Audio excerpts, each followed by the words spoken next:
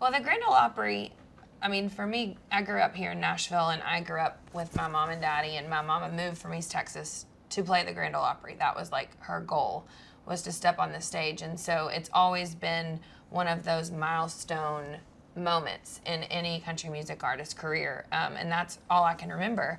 And so it's the same for us, just such an incredible opportunity. We'll never forget the first time we played and stood up on that stage, and each time it's just so special. And but it's so much more than just a place you go and play. It's a family. It's a family of artists and community, and a lot of really beautiful moments happen backstage too. Yeah, this room might be the greatest collection of historical performances in the world. I mean, when you look at how many people have played here, and the biggest artists in the world, and they've impacted generation after generation of country artists and all genres of artists. So this room is probably one of the best, most historic places, and it's such a chill bump moment every time we get to step on that stage.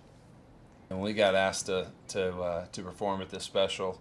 I mean, 50 years, Dolly here at the Opry. I mean, you know what I love about the Opry is, even after all this time, it still is such an important place for country artists to perform and show up to and play. And sitting backstage right before we did this interview, I got to sit side stage and watch Dolly perform Coat of Many Colors, Jolene.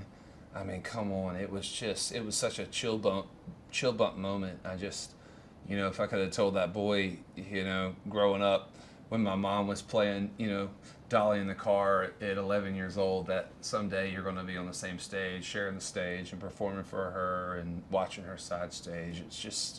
It's a very surreal moment. Dolly is special to me as a empowering woman in the country music industry across the board. Just the way that she carries herself with such grace. I love that she's not afraid to crack jokes at herself, at others. Just there's this ease to her, this comfort level that you watch her have in her own skin that's just inspiring as a fellow artist and a fellow woman, like looking up to her.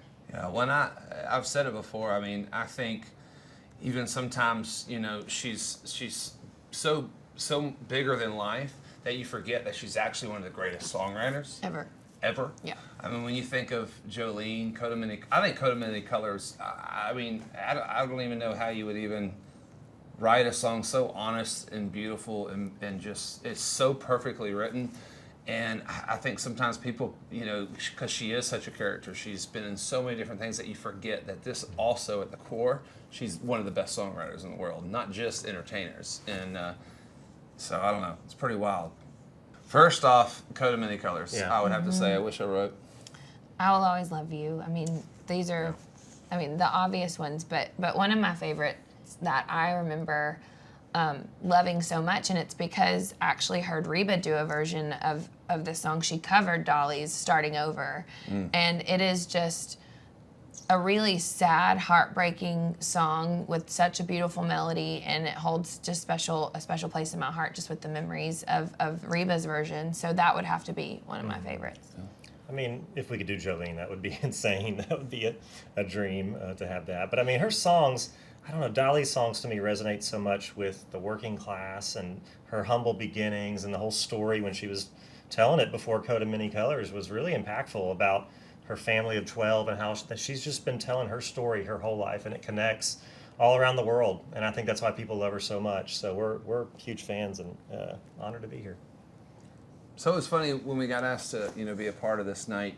We were curious, what song would be left over, and we couldn't believe that "Islands in the Stream" was still out there, and that was a song that I think Hillary told the story tonight that when we first moved to Nashville, Dave and I both moved to Nashville. We all went out to some karaoke bar that night, and Hillary and I just kind of met. We wrote that day, and I said we got to get up there and sing, and we're like, what's the all-time biggest duet you Oh, know, yeah. it was Islands in the Stream. Islands in the So one of Stream. the first songs that we really ever Yeah. sang on was Islands in the Stream, and we've done it in our show several times too. Yeah. So to be able to actually do it tonight, And always when we go over, to the UK, when we've toured in Mhm. other places, that's always such a go-to cover for us Yeah. because it was such a global song.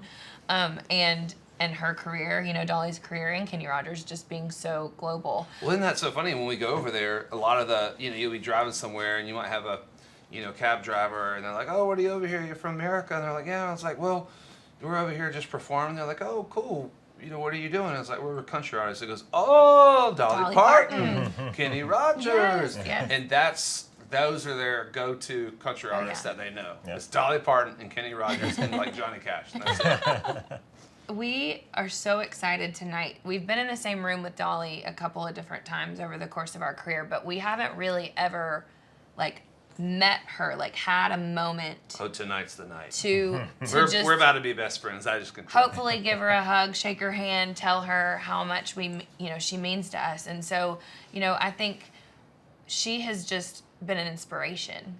And I think an artist that we have aspired to be like and have the career longevity of. I think, those are the ways in which she's just been such an inspiration to us. And so I'm excited to hopefully get to tell her that. We can get a selfie with her. Oh, yeah. Finally. Fingers crossed.